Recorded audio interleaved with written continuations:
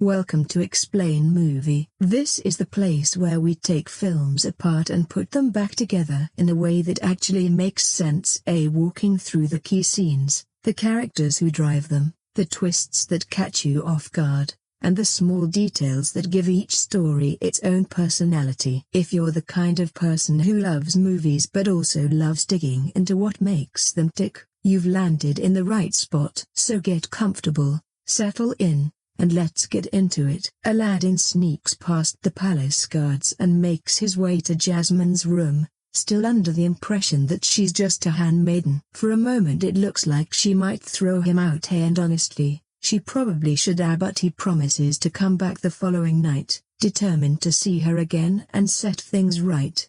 The instant he steps outside, though, he's grabbed by Jaffar's men and hauled out into the desert. There, Jafar drops the truth on him like a blade. The servant girl he's fallen for is actually the princess herself. Then comes the bait. If Aladdin ever wants to be worthy of her, he'll need money and status, and Jafar happens to have an offer. Retrieve a lamp from a hidden magical cave, and in exchange, he'll walk away richer than he ever imagined. Just like that, a street thief gets swept toward a fate far bigger than anything he bargained for. That same evening, Aladdin decides he wants to do something bold enough to finally catch the princess's attention, and that's exactly when Jafar makes his move, leading him and Abu out to the legendary Cave of Wonders, the resting place of the lamp he's been chasing all along. Before Aladdin goes in, Jafar gives him one non-negotiable rule: touch nothing but the lamp. Inside,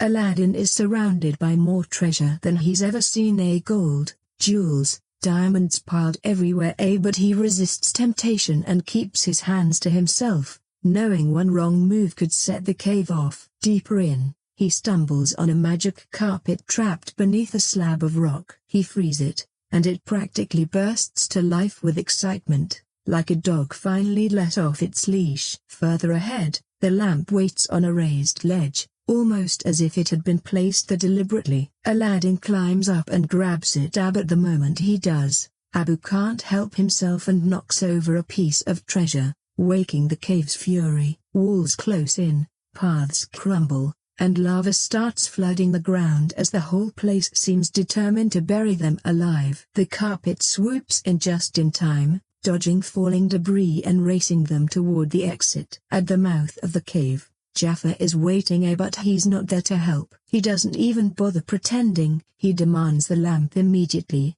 treating Aladdin like nothing more than an errand boy. With the cave collapsing behind him, Aladdin hands it over and begs for help getting out. Jafar's response is to try to kill him, shoving him back down into the cave as it caves in around him. For a second it looks like Jafar has won, and he turns to walk away, certain the boy is finished. But Abu, quick and fearless, jumps him mid-celebration and manages to snatch the lamp back. Jafar storms off furious once he realizes what's happened. Trapped inside the collapsing cave, Aladdin is still trying to figure a way out when he glances down at the lamp in his hands, not fully grasping why anyone would kill over it. Almost by accident, he rubs it, and a massive blue genie bursts out, loud, larger than life, and dripping with power. The genie lays out the rules: whoever holds the lamp gets 3 wishes, as long as they're worded properly. Aladdin doesn't overthink his first one: get them out of the cave. With a flick of magic, the genie whisks Aladdin, Abu, and the carpet to safety. Once they're clear, the genie opens up about his own dream. After centuries trapped in that lamp, all he really wants is to be a human and finally free. Aladdin, trying to sound like he's got it together, promises to use his last wish to grant exactly that. The genie points out that would technically be wish number 3, and when Aladdin argues that escaping the cave shouldn't have counted, the genie, rolling his eyes, clearly aware he's being worked, lets it go rather than push the issue. Becoming Prince Ali. Now Aladdin sets his sights on his real goal, becoming someone the palace would respect, someone Jasmine could actually consider. So he makes his wish turn him into a prince, and the genie goes all out. Aladdin becomes Prince Ali. Abu is transformed into an enormous, regal-looking animal to match the theme, and an entire parade materializes out of nowhere. Guards, dancers, music, over-the-top luxury, the whole production. Prince Ali rolls into Agrabah like a walking celebration, and the palace gates swing open for him. The Sultan welcomes the new prince warmly, and Aladdin finally comes face to face with Jasmine again, except she has no idea it's him underneath all the costume and swagger. His first attempt at winning her over goes badly. Instead of talking to her like an actual person, he pitches himself like a prize to be claimed, and Jasmine is having none of it as she makes it clear she can't be bought with wealth or charm. Later, at a party, he tries again, this time letting the genie use magic to make him dance flawlessly, hoping style might cover for his nerves. It doesn't. Jasmine walks off without giving him what he's after, her attention, her interest, any sign of approval. Aladdin refuses to accept the loss,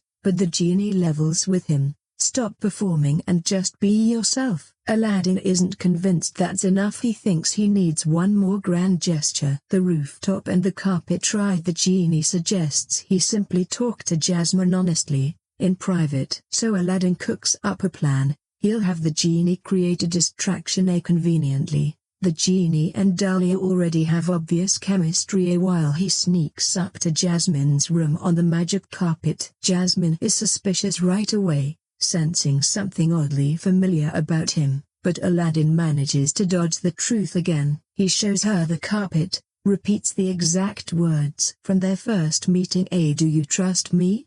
And offers her one night of escape. She agrees, and the carpet lifts them over the glowing rooftops of Agrabah. For a moment, Jasmine feels truly free, and she almost puts the pieces together. But Aladdin lies once more, claiming he grew up wealthy and only lived among the poor to understand their struggles. She believes him enough to keep enjoying the night, and for the first time, it genuinely feels like they're connecting, even though that connection is built on a lie that could unravel everything later.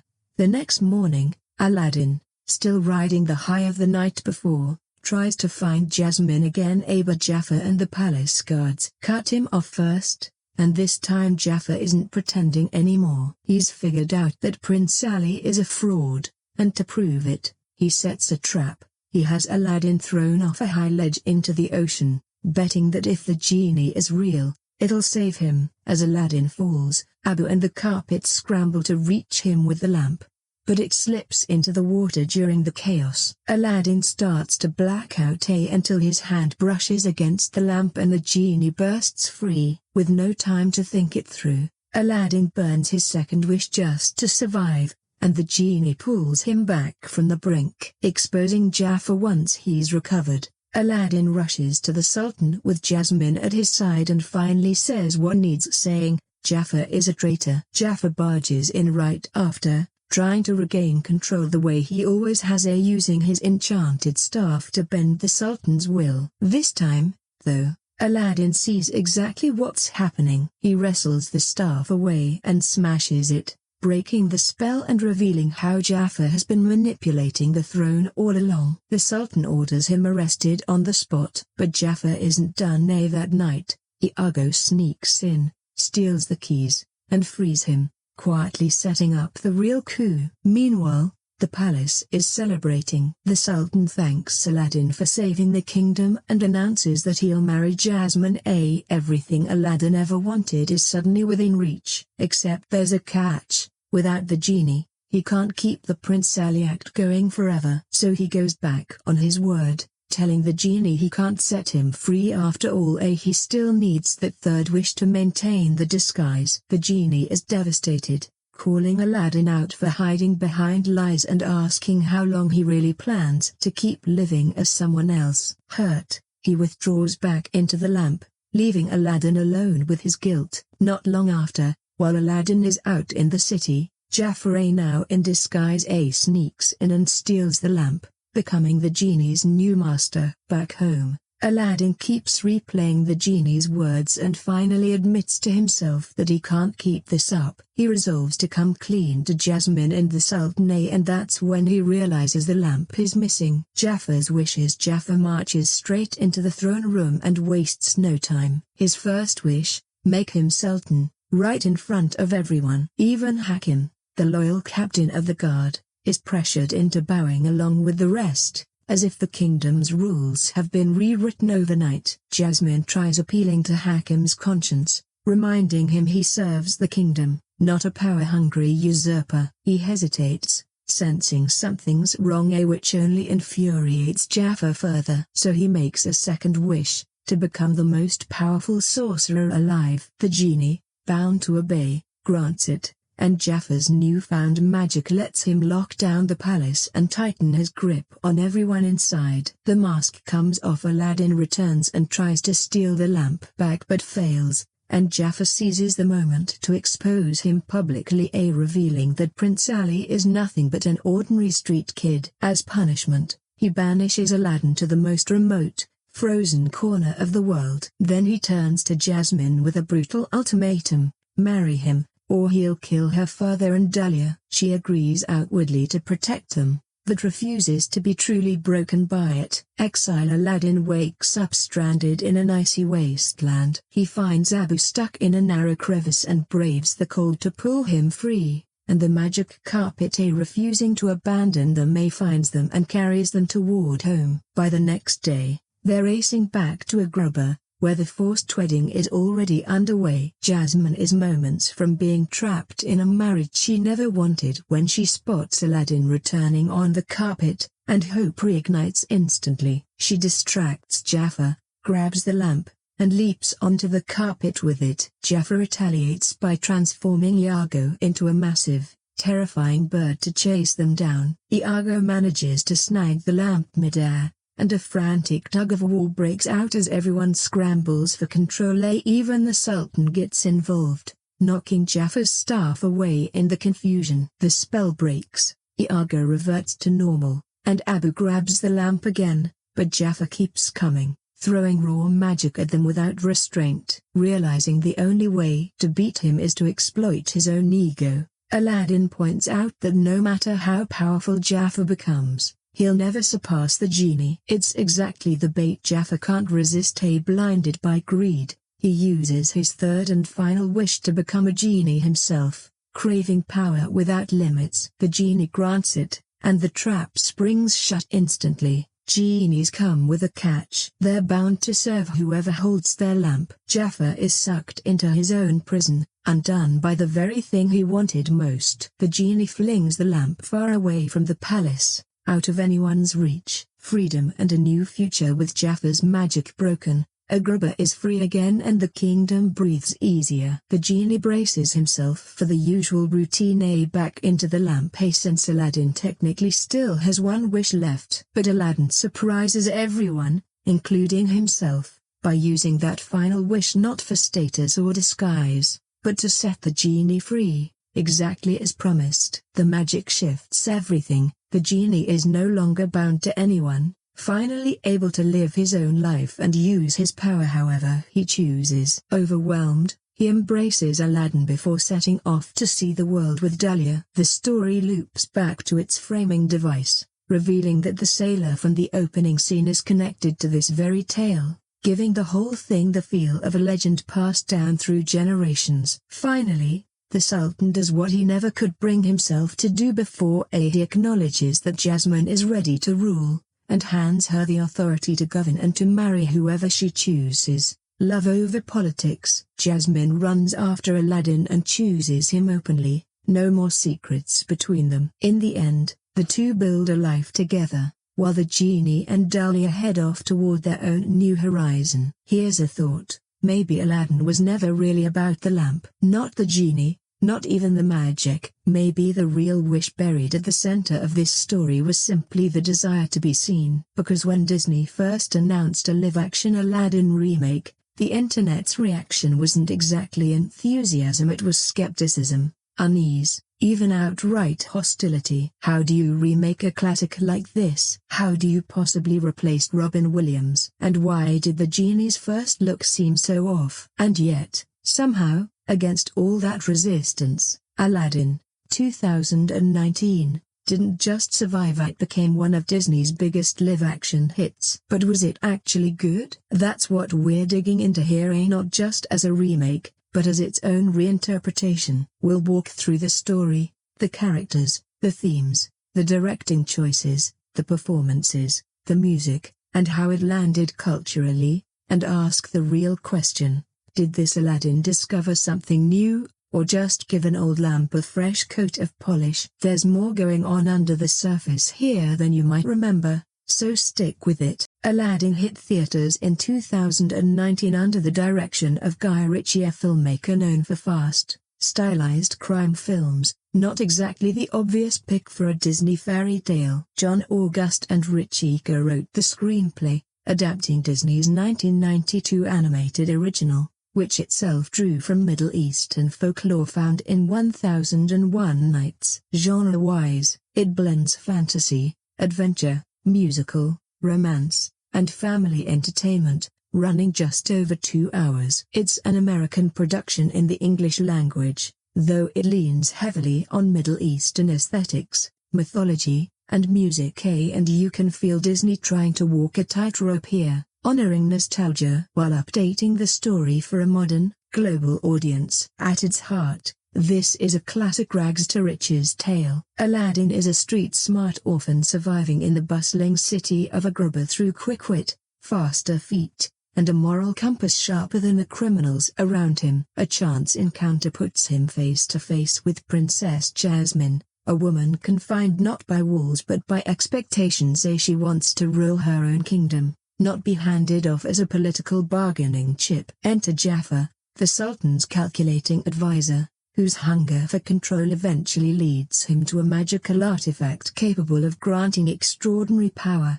but only to the right person. From there, Aladdin's story shifts from survival to self-discovery. Identities blur, truths get tested, and every wish comes with strings attached. Ultimately, it's less about love or power and more about authenticity, whether becoming someone else is ever worth losing yourself. Aladdin himself is built on contradiction, confident yet insecure, clever yet underestimated. His real flaw isn't greed, it's self-doubt, the belief that the world only values princes, never street kids. Jasmine, meanwhile, is this version's emotional core. She's not simply waiting around to be chosen, she wants to lead, driven by genuine love for her people and confidence that she could govern Agrabah better than anyone. Jafar makes for a compelling villain precisely because he mirrors Aladdin. Both came from nothing, both felt invisible, except Jafar believes power should be seized, while Aladdin believes it should be earned. The Genie is the film's emotional core,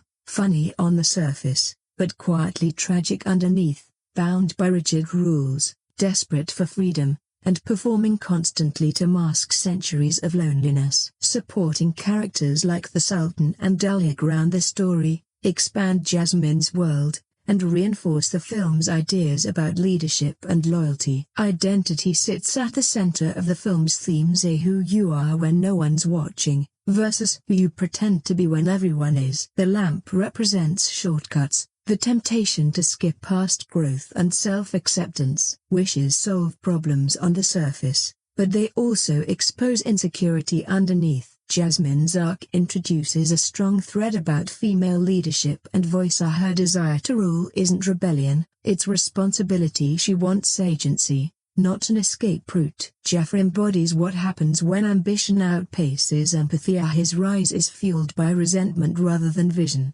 and power ultimately becomes both his identity and his prison. Freedom runs throughout as well. Aladdin wants freedom from poverty, Jasmine from tradition, the Genie from servitude. And ironically, the character with the most power has the least freedom, until someone finally chooses to do right by him. Guy Ritchie brings his trademark kinetic energy to the chase scenes and musical numbers, even if his usual style doesn't always mesh naturally with Disney musical conventions. Some moments of visual momentum genuinely land, though the tone balances spectacle with sincerity, occasionally leaning too hard on safe, crowd-pleasing choices, and emotional beats sometimes feel rushed. Compared to his earlier work, this is a more restrained Ritchie, less grit, more polish, though his pacing and framing instincts are still recognizable. Visually, the film is colorful and theatrical, with Agrabah rendered as a vibrant tapestry of bustling markets, golden palaces, and deep reds and blues. The costumes are lavish and often communicate character growth on their own. The CGI is inconsistent. Genie's design in particular sparked plenty of controversy, but within the film's heightened reality, it settles into its own rhythm eventually. The flying sequences lean into wonder over realism, which is the right call for this kind of fairy tale logic. Music is where the film truly earns its keep. The classic songs return with modern arrangements, and the new additions, especially Jasmine's solo, add real emotional depth. Sound design does a lot of work building scale, from bustling crowds to echoing palace halls to magical effects, and the film uses silence sparingly but effectively to let quieter emotional moments breathe. The cast carries the film with real confidence. Aladdin's actor brings warmth and charm that makes the character likable even at his most flawed. Jasmine's performance stands out for its conviction and clarity. She comes across as a leader in the making, not a passive royal. The Genie is a bold reinterpretation rather than an impression, and it works because it leans into sincerity instead of mimicry. The chemistry between the two leads feels natural and emotionally grounded. Editing keeps things moving briskly, though some transitions feel abrupt. Musical numbers are tightly cut to preserve energy, while quieter scenes occasionally feel compressed. At just over 2 hours, the runtime is mostly justified, though trimming a subplot or two could have tightened the momentum. As a live-action remake, Aladdin exists in a genuinely complicated cultural space. Disney faced real scrutiny over representation and authenticity, and while the film isn't perfect, it made visible efforts toward inclusivity and respect. It reflects a Hollywood still figuring out how to balance nostalgia with progress. On a deeper level, it asks whether power changes who we are or simply reveals it. The Genie's freedom symbolizes breaking cycles of exploitation. Jaffar's final wish is the ultimate irony, absolute power paired with absolute isolation, and Jasmine's ending is as philosophical as it is political. Leadership isn't inherited, it's chosen. Critics were mixed, but audiences turned out in force. The film crossed $1 billion worldwide, making it one of Disney's most successful remakes. Its legacy isn't about replacing the original but standing beside it as a different take. Its strengths lie in strong performances, musical reinvention, and thematic depth. Its weaknesses come from uneven CGI, occasional pacing trouble, and a tendency to play things safe. Still, imperfect ambition deserves credit. This isn't a film trying to recreate the old magic, it's trying to redefine it. It's for fans of the original, newcomers looking for spectacle, and anyone curious how classic stories evolve. Not flawless, but heartfelt and worth the watch. And maybe its biggest wish granted is the reminder that being yourself is the bravest kind of magic there is. I've been a Disney fan basically my whole life. Cinderella, Peter Pan, and The Lion King were the first films I ever fell in love with, and I still adore all three. The Lion King especially. Aladdin has always ranked near the top for me too. The animation, the songs, the characters, and of course Robin Williams' legendary performance make it one of my all-time favorites, animated or otherwise. So when I heard a live-action remake was in the works, I wasn't thrilled. I try to stay open-minded about remakes in general, and I've genuinely enjoyed a few of Disney's recent live-action efforts. Cinderella and The Jungle Book stood out for me. I usually like Will Smith when the role fits him. Having grown up on The Fresh Prince of Bel-Air, Guy Ritchie isn't really my thing, but I tried not to prejudge going in. I walked into this one with cautious, mixed expectations, partly because I love the original so much, partly because friends had told me it was a good time. Unfortunately, I came out leaning disappointed, even trying to judge it purely on its own merits. On the plus side, it absolutely goes big on spectacle, and a lot of it genuinely impresses. Vibrant, lavish visuals with colorful costumes and ornate sets that give off a musical theater meets Bollywood energy. Not a knock, just a vibe. and there are moments where it really dazzles. Musically, it delivers. Alan Menken's fingerprints are still all over the score, and the songs remain the film's biggest strength. Friend Like Me and A Whole New World are handled with real care, and I actually liked some of the boldery working of Arabian Nights. The new songs are hit or miss, but Speechless stands out as the strongest addition, and more importantly, it gives Jasmine a much bigger emotional presence. Which brings me to the remake's best upgrade, Jasmine. She's easily the most fully realized character here, with clearer motivation and more agency than the animated version ever gave her. Naomi Scott is excellent, bright, grounded, and commanding whenever the film lets her be. Will Smith deserves real credit too. Stepping into a role so tied to Robin Williams is a near impossible task, but he attacks it with energy and charm and finds his own groove often enough to make it work. Mena Massoud is likable as Aladdin, even if he doesn't always bring quite the same spark as the others. That said, the film's flaws are hard to ignore for me. The biggest issue is that Guy Ritchie just doesn't feel like the right fit for this material. The direction often comes across too loud and too showy when it needed more restraint. Some of the cinematography is striking, sure, but a lot of it also feels overstated and gimmicky rather than magical. The effects are another weak spot. Even from early trailers, the Genie's look felt off to me, and that impression never really improved in the finished film. There's a heaviness to the CGI throughout, and the movie often leans on digital spectacle when grounded. Practical charm would have served it better. Story-wise, it doesn't fall apart the way some remakes do, but it's missing the warmth and soul that made the original timeless. It's not as slavishly faithful as the recent live-action Lion King, but the parts that do stay faithful don't hit with the same impact, and the new additions, while occasionally worthwhile, mostly pad the runtime rather than deepen the story. The pacing drags in stretches, and I couldn't shake the feeling that trimming 10 or 15 minutes would have helped. Have the same issue I had with Beauty and the Beast. The villain is another letdown. This Jafar feels flat, more like a placeholder than a genuine threat. On paper,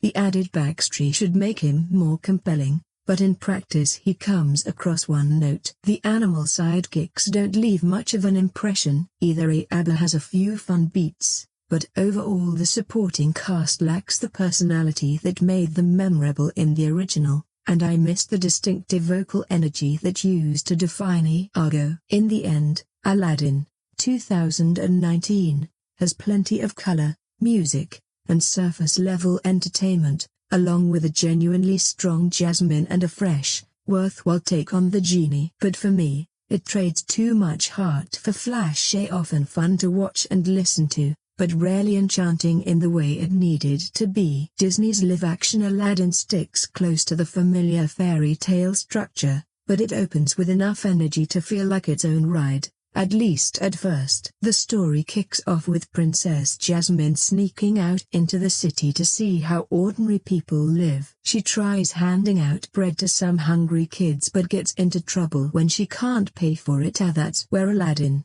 a clever, good-hearted street thief, steps in. It's a classic meet-cute setup, and it works, even if the film occasionally asks you to swallow a few too many convenient coincidences. Back at the palace, Jasmine is under pressure to marry a prince, not because she wants to but because tradition demands it. Meanwhile, the Sultan's advisor Jafar is playing his own long game. He spots Aladdin and uses him as a disposable tool, sending him into the Cave of Wonders to retrieve a mysterious lamp and nothing else. Inside, Aladdin crosses paths with a magic carpet, but Jafar's betrayal comes fast. The moment the lamp is within reach, Aladdin is left for dead. Naturally, he doesn't stay trapped for long. Abu grabs the lamp, and with the carpet's help, they escape. When Aladdin rubs it, the film fully commits to fantasy as the Genie, played by Will Smith, appears and offers the classic deal,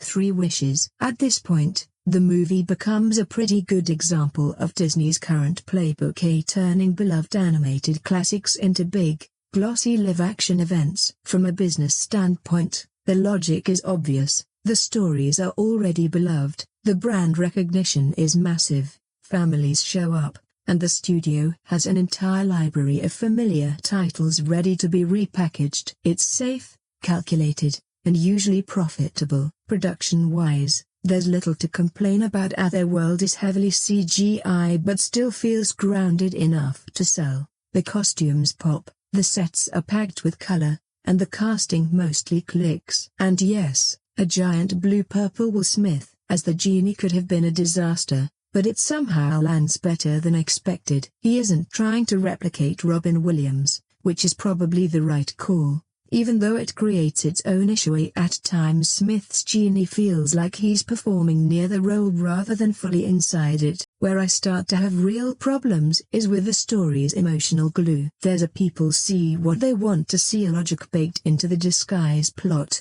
and while it works on movie logic, it doesn't always hold up on emotional logic. For the romance to feel earned, Jasmine's recognition or lack of it needs to feel believable, and the film mostly patches this over by having her catch on quickly while letting Aladdin talk his way through it. A small tweak could have strengthened this. Maybe their first meeting happens in shadow, or in a chaotic moment where she never really sees his face clearly, or maybe Aladdin is framed more explicitly as someone who deliberately stays hidden, not out of shame but because it's how he survives. The film doesn't need a full rewrite, but it also shouldn't treat every original beat as untouchable. Visually, it's a mixed bag. Some sequences look genuinely gorgeous, like a throwback exotic adventure fantasy, but the modern editing style can get overly frantic. Fast camera moves, quick cuts, everything blurring into motion during the big ensemble numbers,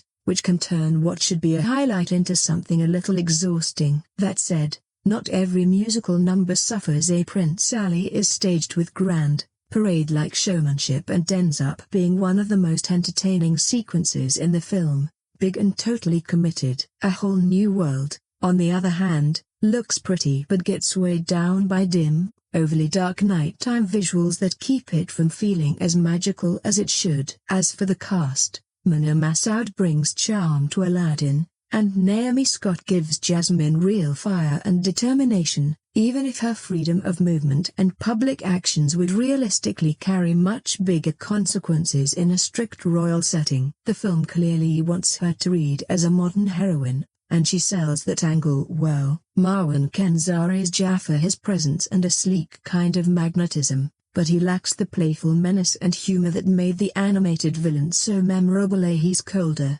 more serious, a deliberate choice, but one that makes him less fun to watch. Ultimately, this remake gets a lot right. The look, the energy, most of the performances, and the big musical staging when the film slows down enough to let you enjoy it. But it's also guilty of overdoing things. Too much motion, too many rapid cuts, too many moments rushing past their own emotional beats. It's entertaining, but not the kind of film that rewards repeat theater viewings. It might actually play better at home, where the spectacle doesn't overwhelm the details. The opening has such a swashbuckling energy that it almost feels like Disney is nudging toward franchise territory, and by the end you can sense the studio eyeing a continuation. Part of me hopes they resist that urge, as some stories don't need an endless chain of sequels. Sometimes it's better to let the lamp cool down, seal the cave, and leave Jafar well enough alone. This version comes from Guy Ritchie,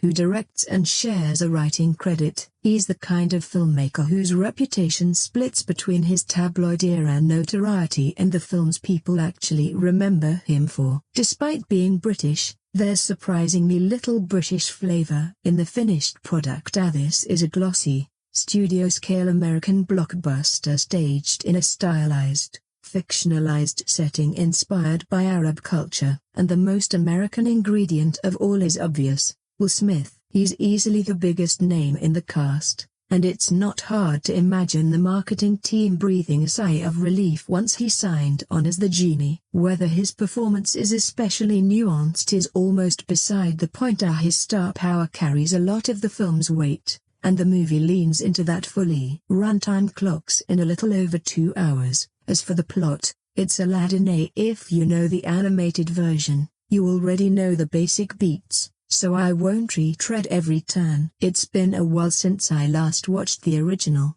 so I can't give a precise rundown of what's identical versus reshaped. Visually, the film relies far more on effects and spectacle than on anything resembling traditional animation. The Genie sequences, and later some villain-related magic, are loaded with CGI, and the animal characters lean heavily on digital work too, especially Jasmine's tiger and Abu. Honestly, Abu nearly steals the movie. His expressions, timing, and chaotic energy are consistently funny, and I found myself wishing he'd been given even more to do. Unfortunately, once the story moves into its second half, he fades into the background more than I would have liked. For the human leads, Mena Massoud is solid as Aladdin, agreeable, never distracting, though he didn't leave me with many standout moments. Naomi Scott's Jasmine really pops, though convincing both as the glamorous princess and as someone with a genuine sense of purpose. This version of Jasmine feels more overtly self-directed and politically engaged,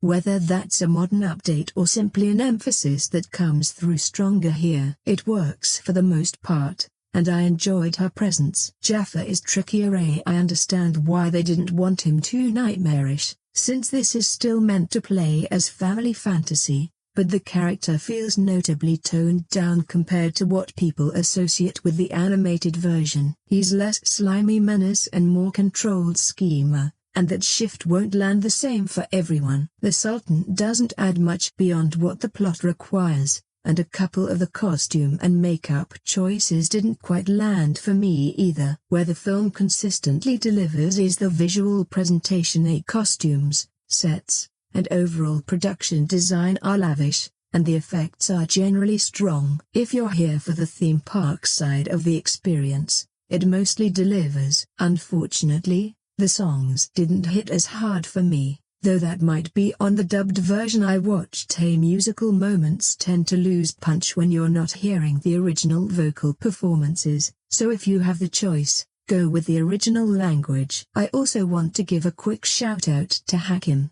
who I enjoyed more than expected. He brings a likable, grounded presence amid all the fantasy chaos. As for Will Smith's Genie, no, he doesn't resemble the animated version, and honestly, trying to recreate that exact energy would have been a trap. There's no real-world equivalent for that original performance. Smith plays it as his own thing, and while I'm not the biggest fan of his these days, he worked well enough here. The film also makes a point of featuring him right up front in an opening sequence set years later, framing the whole story as him telling it to his kids. Don't forget who the headliner is reminder of sorts. It functions fine as a framing device, but the movie never fully circles back to close that loop neatly, which isn't a huge issue. Just something I noticed since that opening sets up an expectation the ending doesn't quite pay off. My overall takeaway is pretty simple. This is mostly exactly what you'd expect given the premise,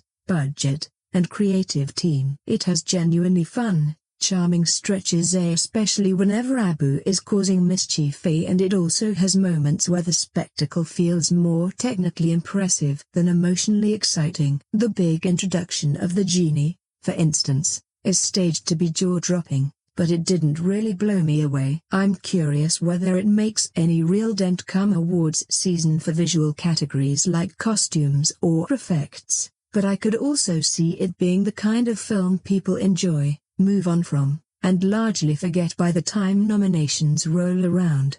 Disney's habit of turning animated classics into live-action films has been hit or miss. Some of these remakes have real momentum and personality, others feel like expensive copyright Avu. Going into Aladdin, 2019, I honestly wasn't sure where I'd land. The trailers left me uncertain, and Guy Ritchie directing didn't exactly scream modern classic after a rough few years for him. Add in the early backlash over the Blue Genie and a Jafar who looked more runway model than menace, and I was braced for disappointment. But the movie mostly works. Let's get this out of the way first. This isn't a film that completely floors you. It's not a mind-blowing reinvention, and it doesn't deliver major shocks in either direction. What it is, though, is consistently entertaining. well-paced, and easy to sit through start to finish. The biggest surprise for me wasn't the big set pieces, it was how much I enjoyed Abu. He turns out to be one of the most fun parts of the movie and brings real warmth to Aladdin's scenes. He's not just cute sidekick filler either, his presence reinforces the film's central idea about Aladdin, that he's a scrappy survivor,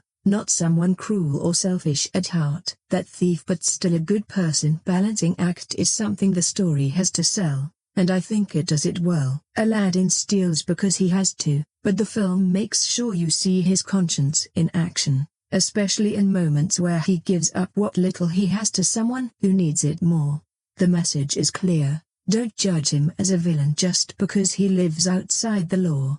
He's meant to be the guy with the right instincts stuck in the wrong situation. On the villain's side, Jaffar's ambition reads clearly enough: he's tired of playing second fiddle and wants absolute power. Iago is around too, as expected, but neither he nor the magic carpet left much of an impression on me, despite the carpet doing an enormous amount of work, swooping in to rescue people and get characters out of jams whenever things go sideways. It's honestly underrated, even if it didn't stick with me as much as I expected. There are also a handful of moments that stretch believability, characters assuming rescue will arrive exactly on schedule, the kind of movie logic beat where confidence just replaces common sense and you go along with it. Will Smith's Genie is a big talking point, and to his credit, he's not trying to replicate the original beat for beat, which is probably the smart move. He brings a different energy, more modern, more playful in his own lane, and it keeps the film from feeling like a straight copy. Whether it works for you depends on what you want from the character, but I didn't find him to be the disaster some feared after the trailers dropped. Story-wise, it's the familiar shape: street kid meets princess, power-hungry advisor chases a magical shortcut, the cave adventure goes sideways, and the genie's rules introduce complications that force the hero to grow. If you know the original, you'll recognize most of the beats. The film's strength here isn't surprise, it's execution. In the end, that's how I'd sum up this Aladdin: steady, solid, and enjoyable without pretending to be life-changing cinema. If you're open to Disney's live-action era and don't actively dislike the original story, it's worth your time. A thumbs up from me, and honestly, I think both versions can coexist just fine. Even an all-powerful genie isn't immune to romance. In this version, he develops a sweet subplot with Jasmine's handmaiden Dahlia, while Aladdin tries to win Jasmine over the honest way with truth, and, okay, a flying carpet. After becoming Prince Ali, Aladdin takes Jasmine on a sweeping tour of the world by carpet. During the trip, she starts connecting the dots, realizing this prince feels suspiciously like the street kid she met earlier. Aladdin brushes it off as simply dressing down to escape palace pressure, and while Jasmine isn't fully convinced, she's moved by the idea that he wants to be seen as a person rather than a title. Jafar isn't fooled for long, though he uncovers Aladdin's secret, corners him over the lamp, and when Aladdin won't hand it over, has him thrown into the sea like a problem to be disposed of. Aladdin barely survives until Abu and the carpet arrive with the lamp, and the genie's rescue costs him his second wish. That moment carries real weight, underlining the film's central theme: power always comes at a price, and shortcuts are never free. Back in Agrabah, Aladdin and Jasmine team up to expose Jafar's scheme, and the Sultan has him arrested. But Iago steals the keys and springs him loose again. Aladdin is offered a path to the throne as the Sultan's heir, but panic sets in. If Jasmine finds out who he really is, will she still want him? Driven by that fear, he breaks his promise to free the genie, and the betrayal stings, since their friendship has become the emotional heart of the film. Jafar, using the same streetwise cunning he loves to mock, steals the lamp and becomes the genie's new master. His first wish puts him on the throne as Sultan, forcing everyone into compliance. But Jasmine finally gets her moment, standing her ground and convincing Hakim, the head guard, to stay loyal to the rightful Sultan instead of a fraud. Furious, Jafar escalates with his second wish, turning himself into an unstoppable sorcerer. He banishes Aladdin and Abu to a frozen wasteland and threatens Dahlia and the Sultan unless Jasmine agrees to marry him. The genie, despite everything, still helps magically guiding the carpet to rescue Aladdin and bring him home. During the wedding, Aladdin returns at the last possible second, and with Jasmine's help, reclaims the lamp. Jafar unleashes one final chase, transforming Iago into a massive rock-like creature and wrecking the carpet in the process. In the showdown, Aladdin wins not through force but psychology, pointing out that no matter how high Jafar climbs, he'll always live in the genie's shadow, forever second best. Jafar can't resist the bait and wastes his final wish trying to become the most powerful being in existence, but the wording backfires. The genie turns him into a genie too, chained to his own lamp and imprisoned by the very power he craved. Jafar is sealed away along with Iago, and the city snaps back to normal. Then comes the film's most satisfying payoff. The genie urges Aladdin to use his last wish so he can marry Jasmine, but Aladdin chooses character over convenience and frees him instead. The Sultan names Jasmine the next ruler of Agrabah and changes the law so she can marry for love, meaning Aladdin never has to pretend to be anyone else again. The genie sails off to see the world with Dahlia, now his wife, complete with their own happy ending. The supporting cast also includes Billy Magnussen as the overeager Prince Anders and Nassim Pedrad in a key supporting role. As a remake, this version feels both comfortingly familiar and lightly refreshed, have the same story beats, but with enough tweaks, particularly around Jasmine's agency and the genie's subplot, to avoid feeling like a scene-for-scene photocopy. The musical highlights to the heavy lifting, Friend Like Me, Prince Ali, and A Whole New World remain the crowd-pleasing core, and Jasmine's new song Speechless is a strong addition that fits her arc rather than interrupting it. The effects are solid, the production design lush, and the whole thing plays well as a family fantasy adventure. Performance-wise, it's a mostly enjoyable mixed bag. Will Smith's Genie can feel slightly odd in full blue mode, but he brings his own swagger rather than imitating the animated version. Mena Massoud is likable, though the role doesn't always give him enough edge. Naomi Scott is the standout, charismatic, poised, convincingly determined. Marwan Kenzari's Jafar feels less imposing than you might expect for such an iconic villain, even if he's serviceable in the role. I also understand why this movie faced skepticism before it even opened. The 1992 original is a beloved classic, and Disney's remake track record naturally invites suspicion as these projects can feel more like brand maintenance than genuine storytelling passion. On top of that, Aladdin raises a real cultural question. Where's the line between respectful representation and a glossy theme park version of Middle Eastern and South Asian influences? There's also the practical challenge of whether a grounded, real-world aesthetic can make the magic feel magical without tipping into uncanny CGI overload. One genuinely distracting choice is the vocal approach, whether deliberate or simply a studio decision. Much of the cast speaks and sings with very modern, generic American inflections in a setting clearly inspired by real cultures, which can feel oddly flat and occasionally pulls you out of the world, especially with Aladdin himself. Still, the film has real strengths: energetic choreography, colorful costumes, detailed sets, and enough charm to overcome its cheesier moments. I went in ready to roll my eyes and ended up having a good time. It's not perfect, but it's fun, bright, and easy to recommend if you're after a light,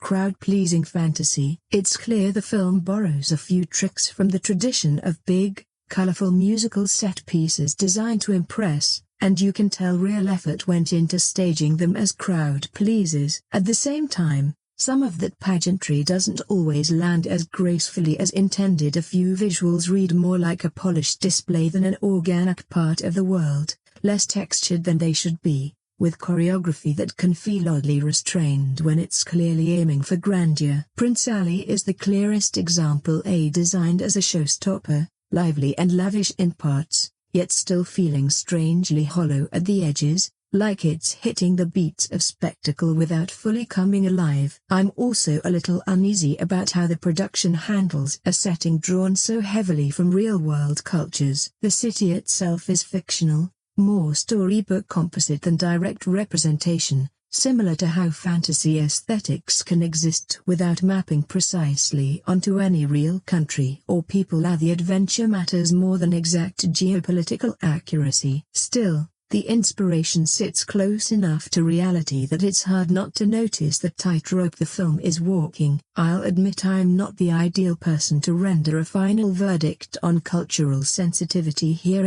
only to flag that the influence is plainly visible and may land differently depending on who's watching. On a more concrete storytelling level, the script occasionally strains to underline its own message. The late placement of speechless, for instance, plays less like a natural outpouring and more like the movie pausing to make sure you caught the point. That tension between letting the story speak for itself and delivering a clear modern theme is something a lot of mainstream blockbusters wrestle with, especially when reworking older material for today's audiences. The intention is admirable, the execution is occasionally heavy-handed. What stands out most to me overall is the digital work, because it sits on a strangely uneven scale. Generally, CGI tends to look worse the more a film leans on it, and it tends to age quickly, while even obviously artificial effects can hold up fine when used carefully and sparingly. Here,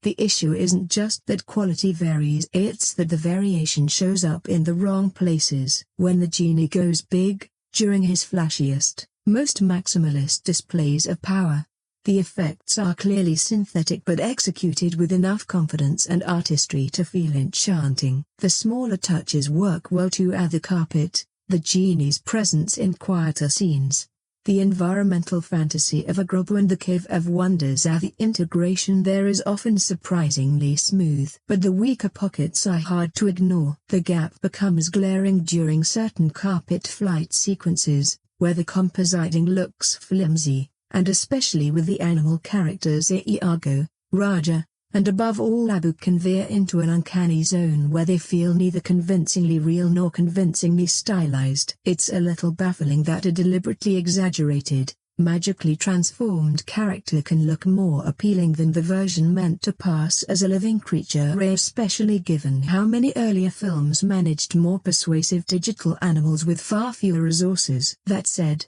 if you don't get lost in the nitpicks, the simplest truth is that this is a genuinely fun watch. The craftsmanship is often strong, the costumes pop, the sets have personality, and most of the VFX does exactly what it needs to, sell the fantasy and keep things moving. I'm not a fan of some of the accent choices, and a few performances feel pushed broader than necessary, as if the direction wanted extra theatricality. But the ensemble is genuinely likable and capable across the board. Mena Massoud, Naomi Scott, Will Smith, Marwan Kenzari, Nassim Pedrad, and the rest all bring energy that carries the film. Whatever you think of him as a filmmaker, Guy Ritchie can still assemble a slick, satisfying crowd pleaser when he's in the right lane, and this delivers the kind of romantic fantasy adventure you'd expect, with enough heart and momentum to stay buoyant. Even where I disagree with certain creative choices, including which musical moments get emphasis and how the screenplay, built on a beloved animated predecessor and even older folk roots, largely holds together. The bones of the story remain sturdy. A poor young man crosses paths with a princess, glimpses a life bigger than the one he's been handed, stumbles into magic that changes his prospects, and has to outwit a power-hungry political schemer along the way. The bigger ideas still land, how power tempts and corrupts, how authenticity matters, how pretending to be someone else eventually collapses under its own weight.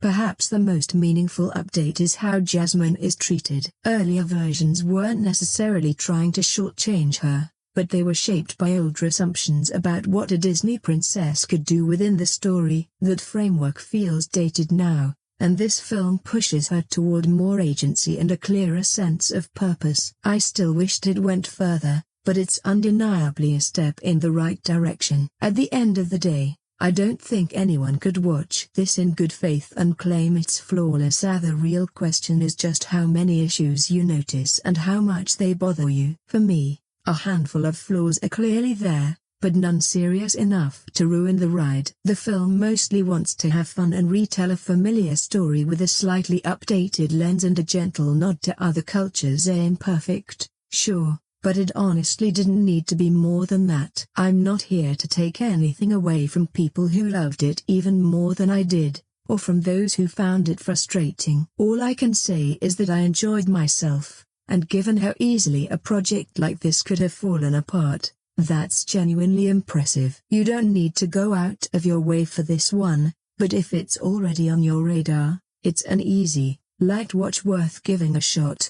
Welcome to Disney's ongoing parade of live-action remakes. And this time, the studio actually sticks the landing, even with a few curveballs along the way. For starters, there's Guy Ritchie in the director's chair, plus a cast that will feel largely unfamiliar to many viewers. Updated musical choices including a brand new Jasmine song, and, of course, a heavy dose of CGI. The end result honors the original while making sure you know it's built for a modern audience. Mena Massoud, recognizable to some from Tom Clancy's Jack Ryan, takes the lead as Aladdin, given plenty of chances early on to show off energy and athleticism, especially during the fast-paced marketplace chase longtime fans will instantly recognize. Aladdin still gets slapped with the usual labels: a street rat, riff-raff, but the film makes sure you see him as more than that: charming, quick-witted, and ultimately good-hearted despite his circumstances. And he's not alone. Abu feels like a true partner in crime here,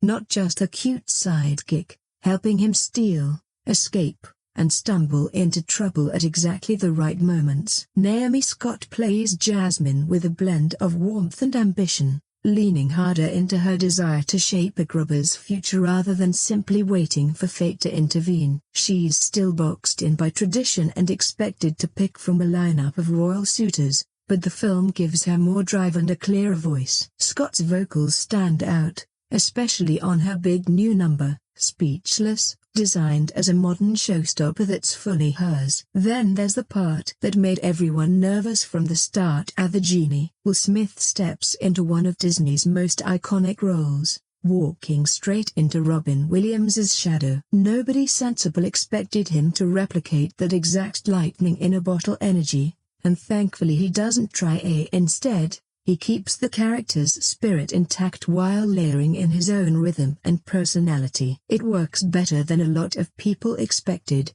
especially with an open mind, delivering comedy, musical swagger, and genuine sincerity when the story calls for it. As for the villain, Marwan Kenzari plays Jafar as a man furious about always playing second fiddle, desperate to seize the top spot. I wouldn't have minded a more intimidating, larger-than-life take on the character, but given this remake's lighter, family-friendly tone, it fits the world they've built. Iago returns too, though instead of the loud, cartoonish chaos of the original, he's played with a quieter, snarkier energy. Supporting characters: Jasmine's handmaiden and her father the Sultan add texture and stability to the palace scenes. Comparisons to the 1992 original are unavoidable, especially with a character as iconic as the Genie, but it's a relief that Disney keeps this version kid-friendly rather than drifting toward the darker tone a lot of modern blockbusters lean into. This is still very much a family film, and even though Ritchie's filmography includes plenty of movies that are absolutely not little kid viewing, he reins things in here and delivers something that plays well across age groups, lively, bright, and never aiming to scare younger viewers out of their seats. Ritchie co-wrote the script with John August, known for much of his work with Tim Burton, and the runtime stretches to just over 2 hours, noticeably longer than the animated original, though it rarely feels like it's dragging. Visually, the production design carries a lot of weight. Agrabah, the palace, and the Cave of Wonders are all built with real spectacle in mind, and the craftsmanship is easy to enjoy even if some of the CGI moments give you pause. And of course, The music is a major draw. Alan Menken's classic songs return with updated arrangements, and most land well, especially A Whole New World, which still delivers the emotional lift and sense of wonder it's meant to. The film closes with a big, colorful, Bollywood-inspired finale full of movement, color, and showmanship, giving the ending a slightly different flavor than you might remember. If I'm making trades by the end, you can keep the monkey. I'll take the magic carpet. Let's be honest about the bigger picture, though. The real reason Disney keeps remaking its animated classics in live action isn't artistic ambition, it's money. These remakes are built to print profit, and more often than not they end up as safe recreations rather than meaningful upgrades. A lot of what makes the originals special: exaggerated expression, cartoon brightness, playful visual style tends to get flattened in translation to live-action realism. Of the ones I've seen, some are genuinely rough. Pinocchio and Dumbo stand out as misfires, a few are solid enough. Beauty and the Beast and Cinderella are fine. The Maleficent films have their own distinct angle that makes them more interesting than average, and Cruella actually broke the mold and did something special. For pure fun,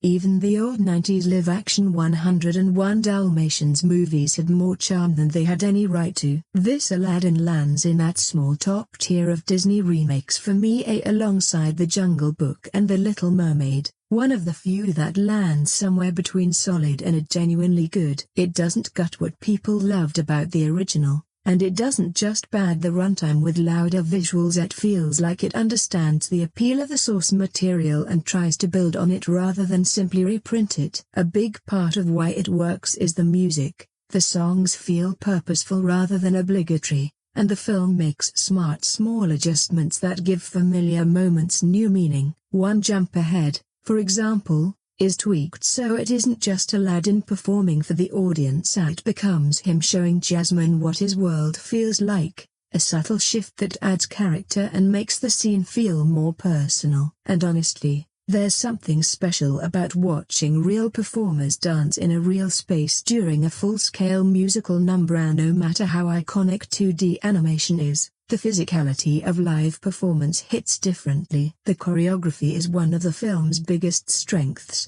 and the cast sells it with total commitment. That said, the film isn't flawless, especially with Jasmine. There's a moment involving Prince Anders clearly meant to read as her calling out his shallowness, but the delivery doesn't land cleanly. It ends up sounding more like she's being rude than making a point. I understand the intended message, don't reduce me to that, but the execution muddies it. Still, the overall handling of Jasmine is mostly a net positive, as the film makes her resistance to injustice a consistent thread rather than a single big heroic moment, giving her more drive, agency, and presence throughout. She even pushes Aladdin to be honest about who he is, and that theme, refusing to hide behind performance, becomes one of the story's emotional anchors. Naomi Scott is strong enough that it made me curious to check out more of her work, which is more than I expected going in. One of the more interesting choices this remake makes is leaning into power and responsibility as a recurring idea.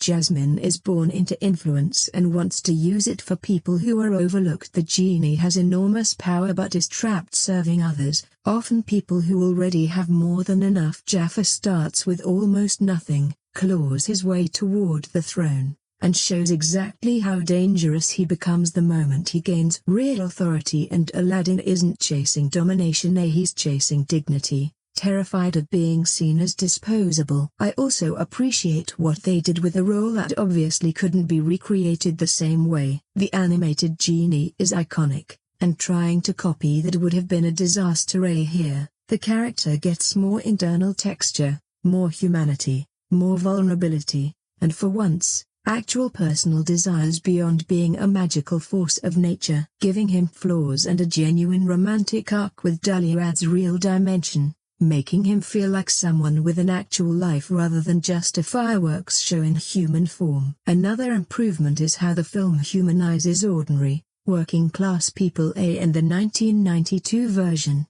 most side characters outside the main cast are cruel, greedy, or purely disposable obstacles, while this version spreads empathy more evenly, making the community feel like a place full of real people with dreams, not just background noise for the protagonist's struggle. Even the romance in the lower-class corners of the story feels sweet and worth rooting for. The magic itself generally feels significant, too. Plenty has changed, but the film still delivers some genuinely fun wish logic moments, and the spectacle mostly feels earned rather than empty. As for Will Smith, I've never been a die-hard fan, even before the more recent controversies, but credit where it's due, he's charismatic here, and once he shows up, the movie finds its rhythm. The smartest choice is that he doesn't try to cosplay the original performance. He brings his own vibe, and that's exactly why it works. Any doubts I had about him faded pretty quickly once the story hit its stride. This was actually the first Disney live-action remake I watched all the way through,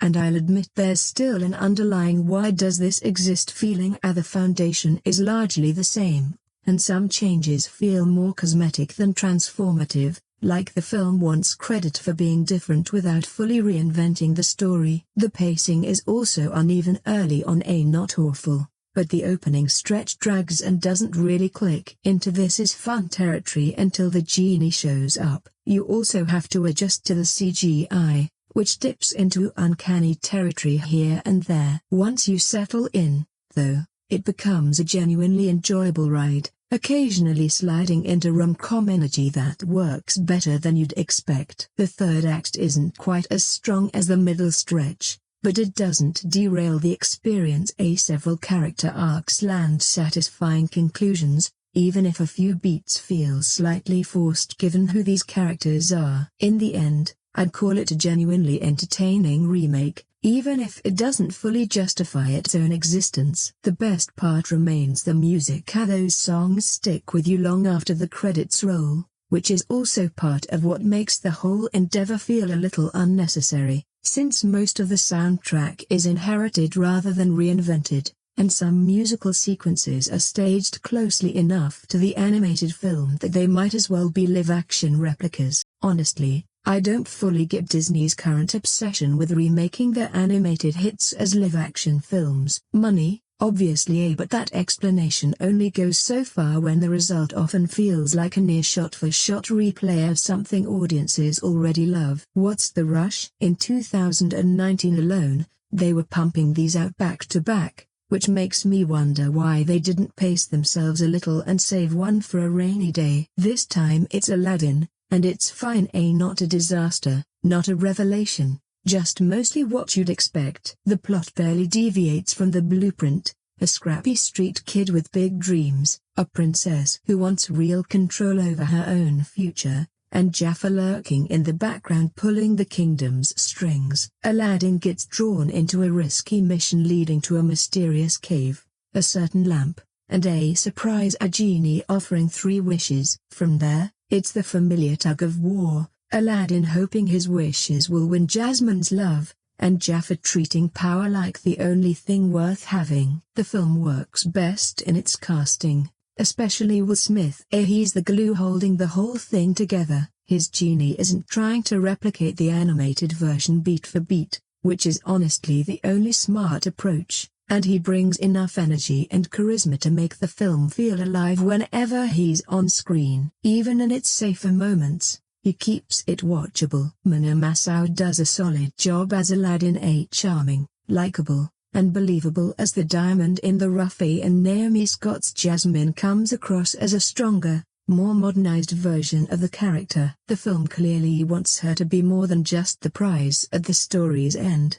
and that's one of its better updates, giving her more agency and a bigger voice, including a showstopper moment underlining that she won't sit quietly while others decide her fate. My bigger issue is Jafar. The performance just didn't land for me. He doesn't feel intimidating enough, and visually he doesn't carry the menacing presence I associate with the character, coming across more like a guy annoyed he isn't in charge yet than someone you'd believe could actually seize a kingdom. As a whole, I'd still rank this one above Disney's live-action Beauty and the Beast, which always felt oddly stiff to me, like a polished TV special rather than a real theatrical film. Aladdin is slow to start too, but once the genie is properly introduced, the pacing improves and the movie finally finds some spark. There are a few additions worth noting, especially the genie's expanded personal storyline, so he's not just a wish-granting machine, but even with those tweaks, this is largely the same ride audiences have already taken. It's not trying to shock you,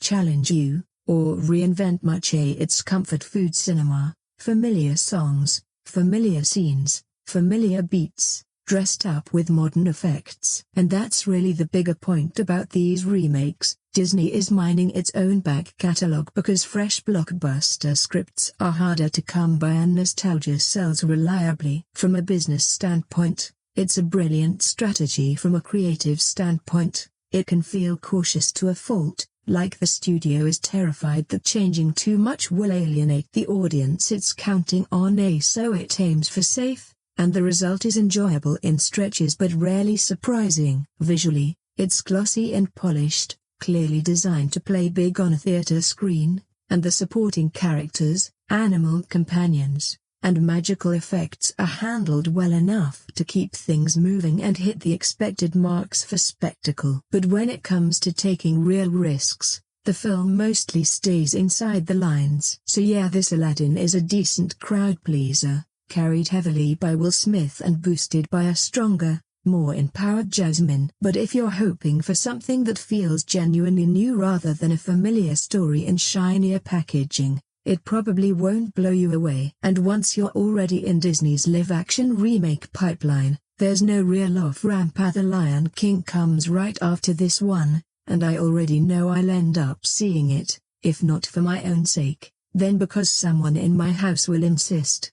Disney's live-action Aladdin arrives with marketing that practically winks at you aloud, glossy, almost self-parodying. The problem is that once the novelty wears off, what's left feels strangely empty. Rather than recapturing what made the 1992 original such a standout in its lane, this remake mostly reveals how difficult it is to improve on something that worked precisely because it was simple, charming, and confident. Co-written and directed by Guy Ritchie, the film has a slick coat of paint but not much pulse underneath. The cast rarely feels fully settled into their roles. A lot of the performances play like people performing at Aladdin rather than truly inhabiting it. The visual effects are similarly inconsistent, occasionally impressive, frequently uneven, and sometimes outright distracting. And while the film aims for grandeur, it often feels like it's straining to convince you it deserves to exist. The biggest issue is how the remake handles its relationship with the source material. Whenever it repeats iconic moments, it tends to underline just how much has been lost in translation. Less warmth, less rhythm, less magic. And when it changes or adds material, those tweaks often muddy the story rather than deepen it. The result is an odd mix of been there before and why did you change that, with very little in between that feels essential. The musical numbers make this clearest. They've got scale, crowds, costumes, and choreography, the whole production, but the heart is harder to find. Animation allows movement, expression, and timing to be pushed to a level live action simply can't match, and here you can feel the film straining against its own physical limits, wanting the same flamboyant freedom while reality and live-action CGI keep pulling it back. That limitation shows up most in the creature work. Abu may be cute, but cute isn't the same as expressive, and several characters lose personality once translated into semi-realistic animals. Iago in particular feels like a shadow of his former self, more background noise than a character with any bite. Performance-wise, there are bright spots, even if they don't fully rescue the film. Aladdin's actor has the look and charisma the role needs and sells the romantic lead well enough, though it gets awkward whenever the film asks him to mimic the animated version's heightened energy, since those choices can feel unnatural in a real-world setting, like watching someone perform cartoon timing in a space that won't support it. Interestingly, Jafar works better than expected precisely because he's played with restraint. Instead of going big and theatrical, he comes off controlled and quietly menacing, arguably more grounded than the film surrounding him. The Sultan also benefits from more dignity here than the broadly comic takes some viewers remember from the original. And then there's the inevitable question, the genie. No one was ever going to replace what Robin Williams did, and trying would have been a losing game. Will Smith wisely doesn't chase that exact energy, instead bringing a more human, streetwise charm that's genuinely engaging in places. His approach actually suits live action better in some ways, less like non-stop improvisational fireworks and more like a character you can follow. Unfortunately, the film doesn't build enough around him to make that advantage count for as much as it could. The film also leans hard into expanding Jasmine's role,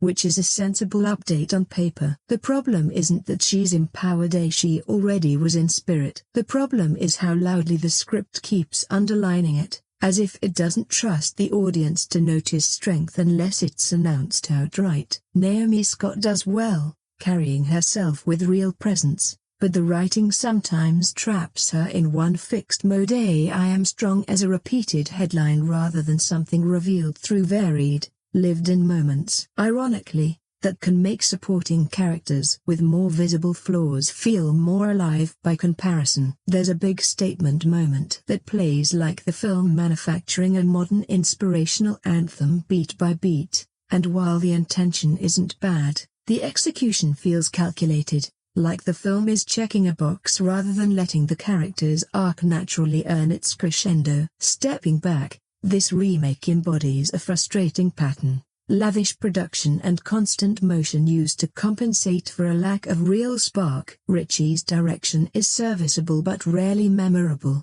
The editing feels busy, the humor doesn't consistently land, and the whole project never seems to fully grasp why the animated classic worked so well in the first place. It wasn't because it was bigger, it was because it was cleaner, funnier, and emotionally lighter on its feet. If you have deep affection for this story, whether from the Disney version, an older adaptation, or childhood memories generally, this film will probably still tug at something, simply because the material carries that kind of built-in power. That nostalgia effect is real, and it's a big reason these remakes keep pulling in audiences. Parents get a second childhood, kids get a shiny new adventure, and everyone leaves feeling like they took part in something familiar. But familiarity isn't the same thing as enchantment. In the end, this Aladdin has spectacle but not enough soul. It borrows the magic instead of creating its own, and it ends up feeling like a glossy echo, loud while it's on, easy to forget once it's over.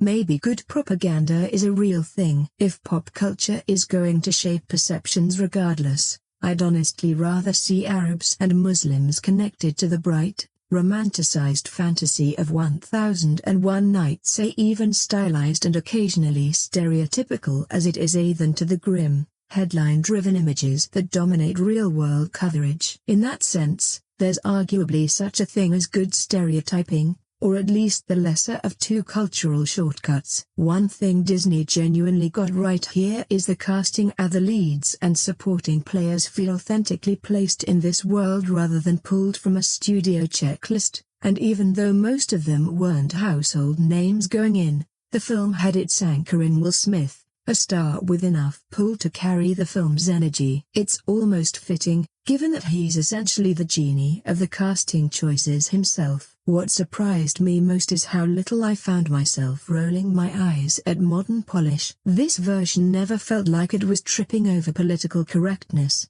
and it mostly avoids the preachy, self-congratulatory tone that can sink these kinds of remakes. Instead, it turns the story into a big, crowd-pleasing spectacle while still delivering a message sharper than the usual just be yourself. The real takeaway feels closer to any identity you construct to impress people eventually comes with a price, and sooner or later you have to pay it. It's a kid-friendly lesson, but there's something quietly adult underneath it too. The emptiness of chasing a version of yourself you can't actually live in. I'll admit my expectations were low going in. The trailers didn't sell me, and like a lot of people, I was nervous about the genie, especially given how off the early look felt. Those worries didn't last, though within the first stretch, the tone clicks into place and the film becomes exactly what it wants to be: glossy, colorful, and unapologetically built as a big-screen musical adventure. And yes,